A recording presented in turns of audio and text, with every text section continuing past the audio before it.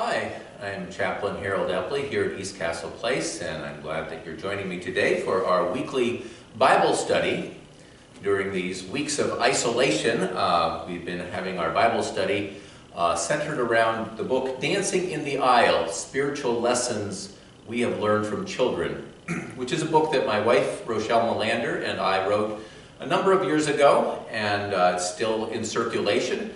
But it's a collection of meditations on things that children have done that we have observed over the years of being pastors, and lessons that we can learn from their actions, their words, things that they have encountered. And really the Bible study tries to tie together how lessons learned as children really continue to be lessons we learn throughout life as adults. And so the theme for today's lesson is simply called Ask. A-S-K, ask. And if you've ever been around some children, you know that they like to ask for things sometimes, especially when they're younger. And today's devotion centers around a young girl named Annika who liked to ask for a lot of things and didn't always get them, but there's a lesson in that, and that is that God does indeed want us to ask for things, especially those things that are beneficial to us. And sometimes in the process of asking in our prayers, we come to see what we need and what we merely want. And so that's the theme for today. And we're going to start with a scripture from Matthew. So if you have a Bible with you, you might want to follow along. I'm going to be reading from Matthew chapter 7. And I'm going to be starting at verse 7 and reading through verse 11. Now, this is part of a larger portion of scripture that is commonly called the Sermon on the Mount. Matthew 5, 6, and 7 are all part of teachings that Jesus gave. Matthew says that he was on a mountain and he had lots of people around him, so it was a teaching moment. And a lot of the great wisdom of the New Testament comes from these three chapters. And this particular passage is an interesting one because it's, I think, often been misinterpreted by a lot of people. It's one of those passages that can be twisted to kind of fit what we want it to mean. And you'll see what I mean as I read it. But it is also a marvelous invitation that Jesus gives to his followers to ask for the things they need. And so let me read. I'll start at verse 7. Jesus says, "Ask, and it will be given you. Search, and you will find. Knock, and the door will be opened for you. For everyone who asks receives, and everyone who searches finds, and for everyone who knocks the door will be opened.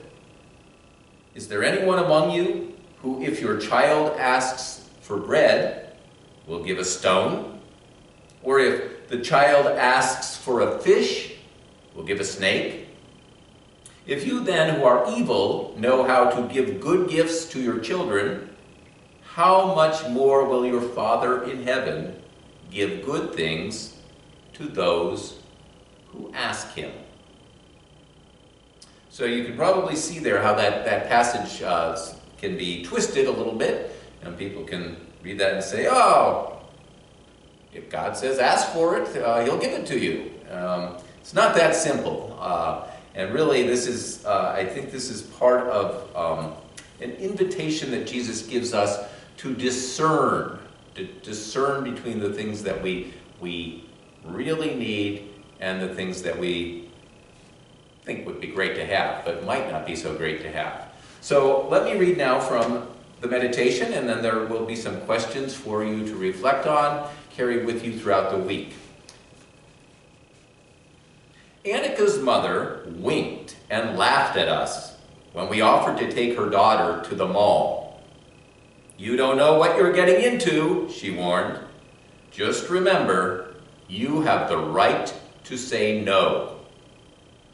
At the time, we weren't sure what she meant. When we arrived at the mall, it didn't take long for us to understand her warnings. "Can we please go to the toy store?" Annika asked with a smile so sweet we would have felt like spoil sports had we refused. After half an hour of admiring dollhouses, we convinced Annika that it was time to move on. As we passed the food court, she made another innocent request. "All that playing made me thirsty. Can I have a soda? Please?" Having gulped down a 32-ounce drink, Annika made a logical request. "Can we go to the bathroom now?" And so the afternoon continued. "Can we ride in the glass elevator?" "Please, let's stop at the bookstore." "Can we ride in that elevator again?" "Do you think maybe you might be able to buy me that dollhouse we saw?" With the latter request, we finally learned to say no. "That's all right," Annika replied. "I didn't really think you'd buy it for me, but it doesn't hurt to ask." An afternoon with Annika was nothing short of exhausting.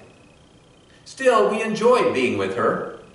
We admired her straightforward ability to ask for what she needed or wanted. Perhaps we found her so refreshing because as pastors, we counsel many adults who don't know how to make their needs known. We have discovered that an inability to communicate is at the root of many interpersonal problems. Over the years, we have heard statements like these: "My spouse won't help me with the children." "My friends don't understand me." Or, "My boss doesn't realize that I'm overworked." When someone brings these complaints to us, we inquire, "Have you asked for what you need?" Frequently, we hear the response, "They ought to know what I need. They should see it. I shouldn't have to ask." Only God always knows exactly what we need. God alone can see into the deepest, most secret shadows of our hearts and minds. And yet, even though God knows us better than we know ourselves, God still commands us to ask for what we want. Jesus instructed his followers to ask, search, and knock. He compared God to a parent who will not give a stone to a child who asks for bread, or a snake to a child who hungers for fish. God may not always give us exactly what we want or think we need, yet God will hear us and respond to us with both generosity and love. Asking both God and others for what we want opens the door to honest communication and stronger relationships, as long as we are willing to accept that the response to the request may not always be that for which we hope. Asking helps us to name our needs, increasing our self-awareness and helping us to distinguish true needs from mere desires. Nevertheless, many of us lack Annika's bold resolve. A friend confessed to us that she's afraid to ask for what she wants for two reasons. First, I'm afraid my request will be rejected. Second, and worse yet, I'm afraid I'll get exactly what I asked for, and I still won't be happy.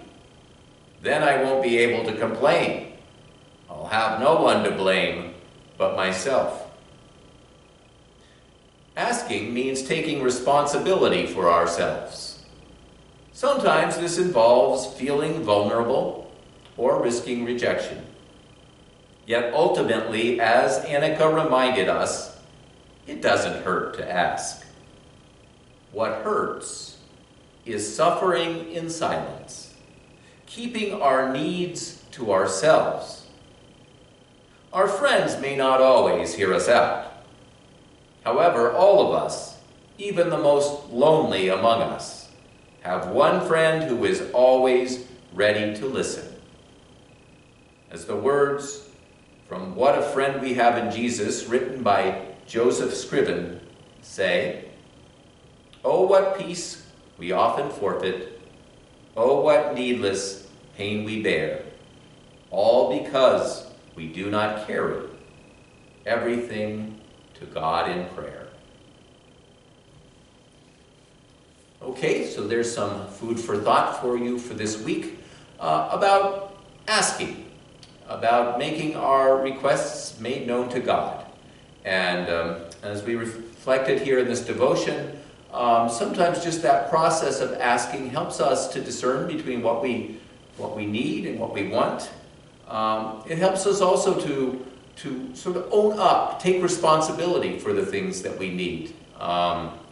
And that goes with our communication with God, but also, of course, our communication with other people. It is important for us to share what's going on inside us. And sometimes we can expect other people. I know as a pastor over the years, I've heard that many times. You kind of, well, I thought you knew what I wanted. And I always say pastors aren't mind readers. None of us are mind readers. And we can't always expect people to just automatically be in tune with what it is we're looking for. So it's important for us to communicate what's going on. And of course, that's very important in our closest relationships with our spouses, with our children, with those who are closest to us. So very important to have that kind of communication. So for the questions for reflection and discussion here, the first one is, what are some of the reasons that people don't ask for what they need? We mentioned one of those in here, the one friend of ours, a woman who said, I don't always ask for what I need because, not just because I'm afraid I'll be rejected, but I'm also afraid I might get it, and then what if I'm not happy with it? So sometimes I think we live a little more passively and go through life without making our request known out of that kind of fear. So consider that. What are some of the reasons people don't ask for what they need? Second question here is, recall a time when you asked someone for something that you later discovered you didn't really need or want. I know that's happened to you. It's happened to me many times. And then how did you feel about that? We've all been in those moments. We're absolutely sure that this is what we need, only to find out down the road that it wasn't that at all. But we can learn from those moments, and so take some time to consider that. Third question here is, when have you asked God for something that you did not receive? Sure, that's happened to you too. How did God provide for you in that situation? Many requests made known to God seem to go unanswered. And I've heard it said, God always has three replies to any request you make. Yes, no, and wait on it, maybe later. So sometimes we learn patience in there as well. But we trust in asking God for the things we think we need. We trust that God ultimately knows best. And I know I've looked back in situations where I didn't get something I really, really wanted, and I was devastated at the time. And look back on it now, many years later, and I go, what? I didn't miss that at all. I really didn't need that. And in fact, sometimes new opportunities came because I didn't get. I know that happened with a few jobs I didn't get. Because I didn't get this job, I ended up with another job.